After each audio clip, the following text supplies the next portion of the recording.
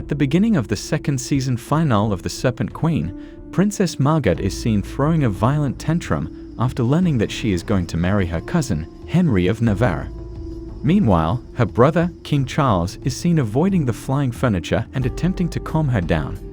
After finally gaining his freedom, Charles confronts his mother and informs her that the marriage between Margot and Henri is no longer necessary because he has converted to Protestantism.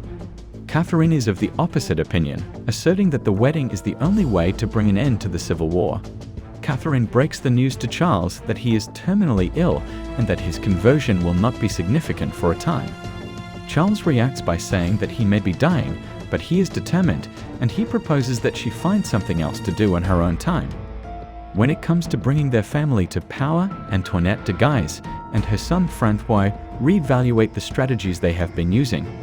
Antoine appears to be exhausted by the conflict, and he advises that they should send him away, so that he is not within the grasp of the Catholic League.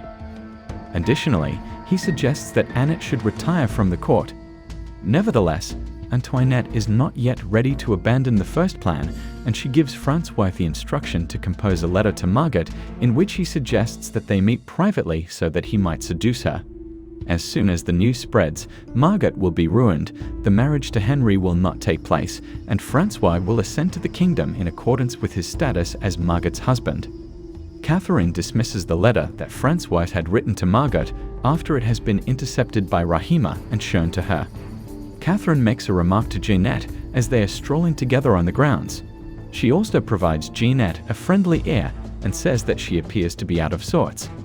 Jeannette says that she is concerned that the marriage between Henri and Margot might be in peril due to the fact that Margot is lacking in purity. This is what she has been told by Antoinette. Catherine acknowledges, with a level of candor and compassion that is truly remarkable, that the rumor is a devastating blow. She guarantees a comprehensive investigation as well as a medical assessment, and if it is deemed necessary, she will send Margot to a convent. With that matter resolved, Catherine offers that Jeannette partake in some retail therapy by providing her with the opportunity to go shopping in Paris. Jeannette, who has been completely duped, expresses her pleasure in agreeing.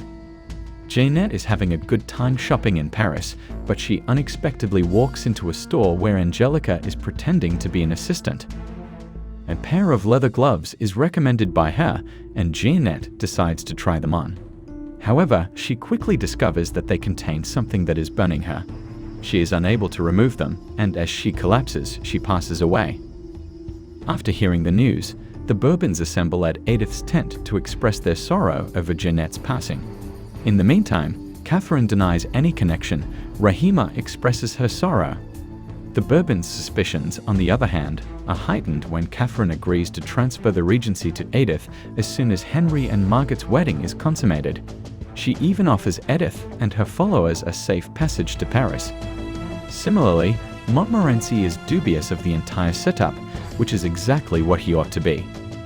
Catherine comes upon Alessandro in the gardens, and to her surprise, he informs her that he is going to travel to the New World. As he is making preparations to go in the near future, she extends an invitation to him to attend the wedding reception of Margot and Henri. When Anjou comes to visit, Charles is in the middle of snipping away at his bonsai. However, when he is reminded that the crown will soon be his, he bursts into tears and leaves.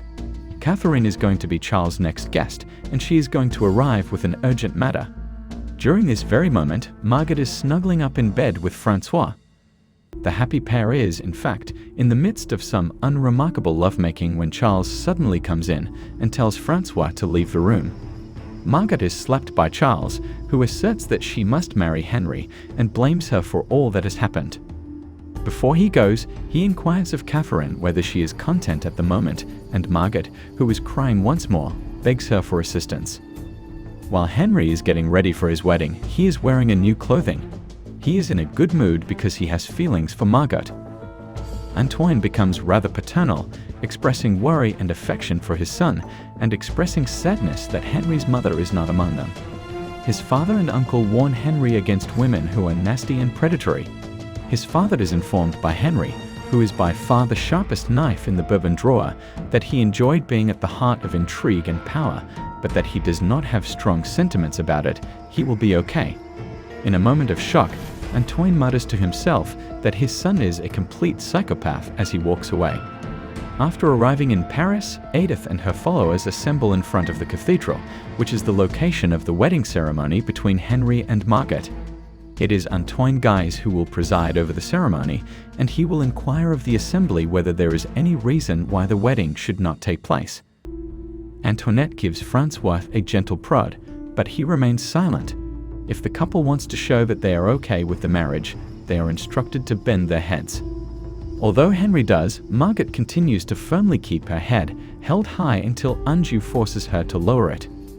As Edith and her followers celebrate the ringing of the bells, which indicates that the couple is now legally married, they cheer. The following event is the feast that will take place at Catherine's brand new, extravagant palace. Catherine will ask the guests to leave their weapons in the custody of her guards.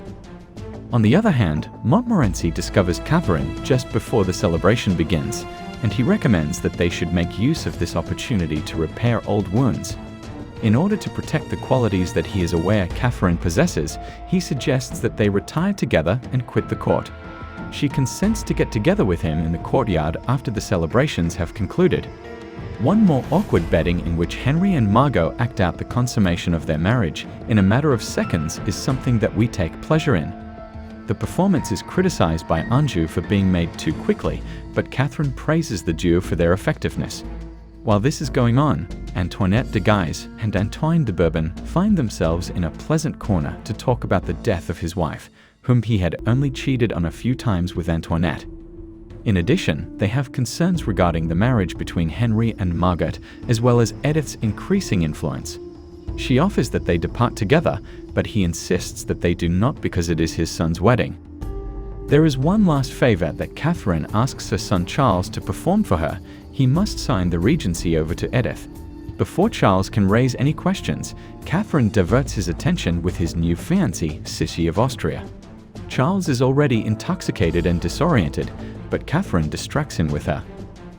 After then, Charles suggests pouring a glass to the newlyweds as well as the newly appointed regent of France. Alessandro is taken aback when he discovers the holy pendant that he had recently given to Catherine concealed beneath his plate. 10 p.m. is written on the note that Abbess brings to Anjou, who is away playing cards, at almost 10 o'clock. Anjou is not present at the time. There are armed cavalrymen gathering outside as he sets fire to it. When Edith brings up the arrangement with the Regency, Catherine agrees that it is time and then slices her throat simultaneously. In the process of making his way to meet Catherine, Montmorency is likewise murdered. At the stroke of 10, the bridal feast is transformed into a mass killing, which is led by a masked Anjou who announces, "The House of Guise says hello." During the time that Charles is assisting Sissy in leaving the room, Ruggieri stabs Alessandro. Francois is also present. Catherine sets fire to the records of the Regency. Margot and Henri, who are located above, become aware of what has transpired when Anjou and his followers enter the building. Margot takes a defiant stance, and Anjou pays a respectful bow as she and Henri walk hand in hand in the direction of Catherine. It is stated by Margot that Henri will not be murdered because the other crowned kings of Europe do not have a favorable attitude toward regicide. Catherine gives Henri a shrug and extends a warm greeting to the family. When Charles comes, he declares that Edith, Montmorency, and the Bourbons have all passed away, and that his mother is responsible for their deaths. She brings up the fact that Edith's followers will launch an assault once they find out what have transpired. Having been defeated, Charles gives the order to slaughter the Protestants. Regarding Rahima, she is confined to her chamber, and Catherine is the one who unlocks the door and informs her that Alessandro has passed away. In anticipation of Catherine's murder, Rahima waits there with a tense expression on her face. Instead, Catherine inquires about Rahima's expectations on the conclusion of the situation. The Serpent Queen shrugs her eyes and responds, "God doesn't care."